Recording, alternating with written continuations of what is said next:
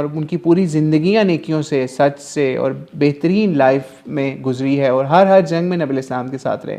لیکن ایک وہ غزوہ جس کے اندر کوئی خاص بڑی لڑائی بھی نہیں ہوئی، اس کے اندر اتنا بڑا معاملہ ہوا کہ ان صحابہ کو ڈر تھا کہ کہیں ہم منافقوں میں نہ شامل ہو جائیں اس طرح پیچھے رہنے والوں کی وجہ سے.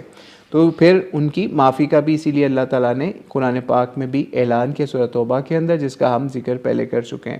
تو اللہ تعالیٰ سے دعا کریں کہ اللہ تعالیٰ ہمیں آج جو ہے، ہم اتنی اس وقت پرابلم میں ہیں، اس وقت پوری دنیا کے اندر مسلمان، غزہ کے اندر آپ دیکھ لیں کہ اس وقت جو ہے 40,000 کے قریب مسلمان جو ہے وہ شہید ہو چکے ہیں، جس میں اکثریت بچوں کی، عورتوں کی ہے اور بوڑھوں کی ہے.